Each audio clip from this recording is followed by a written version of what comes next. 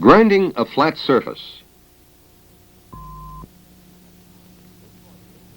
This module will explain how to grind a flat surface for both accuracy and finish.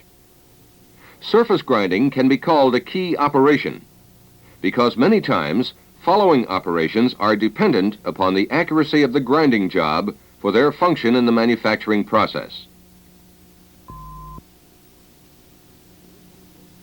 Two ingredients are most important for the grinding operation if the end product is to be accurate and properly finished.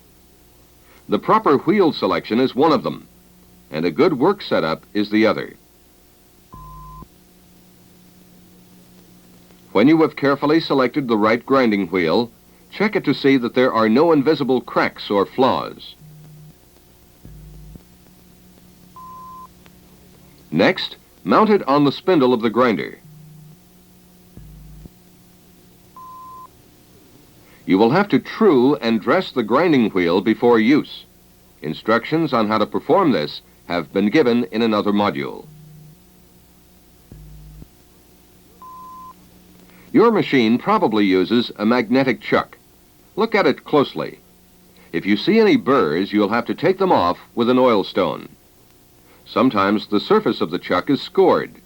If this is the case, it will have to be resurfaced. After you have checked the magnetic chuck, do the same thing with the workpiece. It is unlikely to have a scored surface, but burrs are quite common. Get a piece of paper. It should be a little larger than the workpiece. Place the paper in the center of the chuck and position the work on the paper. Raise the lever to energize the chuck. When you have energized the magnetic chuck, try to lift the workpiece to be sure it is secure on the chuck. If it isn't, you'll have to de-energize the chuck and readjust the workpiece.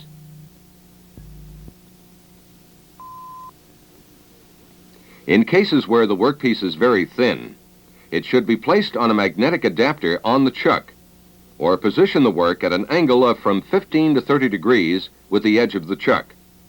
This will minimize the time the wheel is in contact with the work and prevent warpage from excessive heat.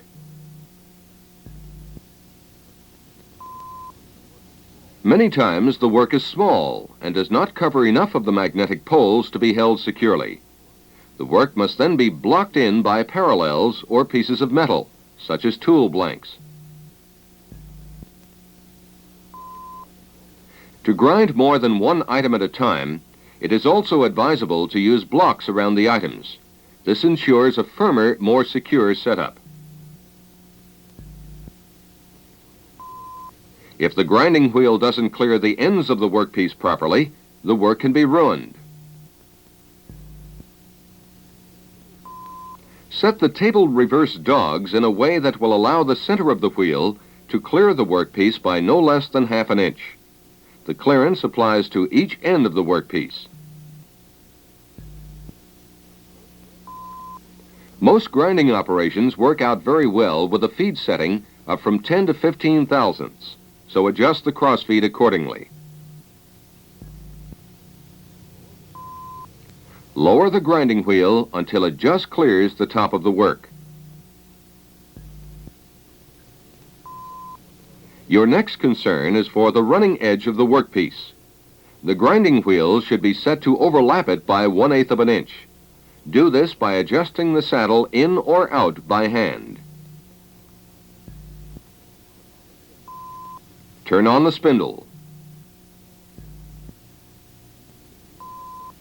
Ease the wheel head down until you see the first spark as the grinding wheel just nicks the workpiece.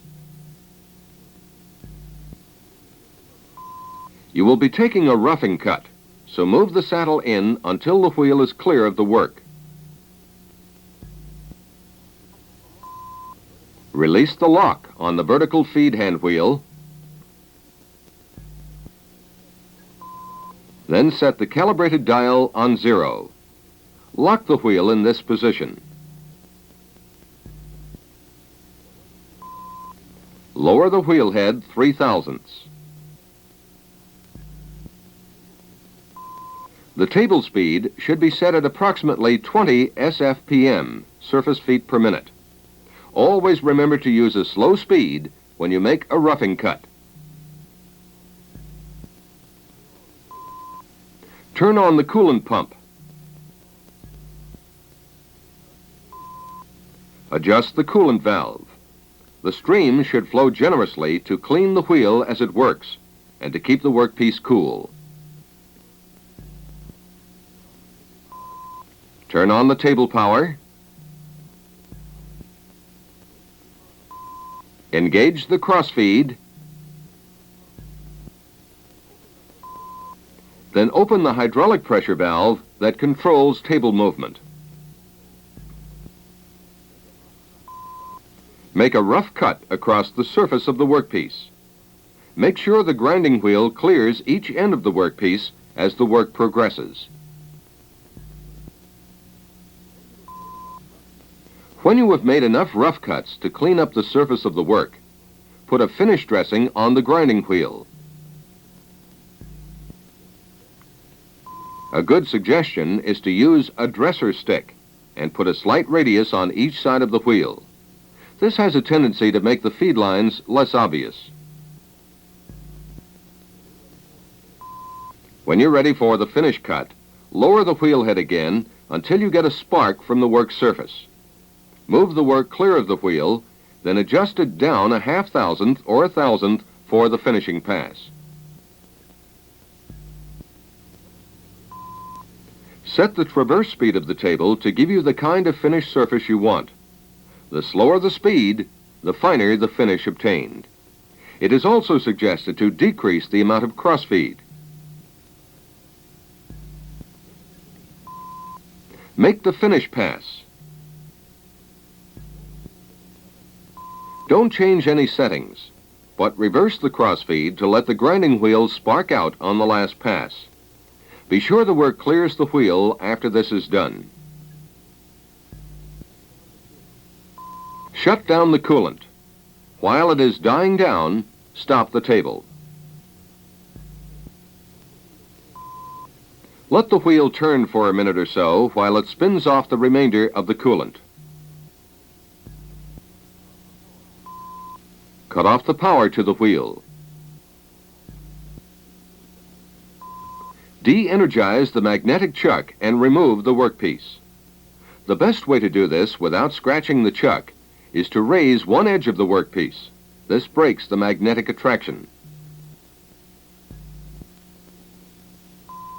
Measure the work, then check it to see if it meets the surface finish requirements. If it does, clean up the machine.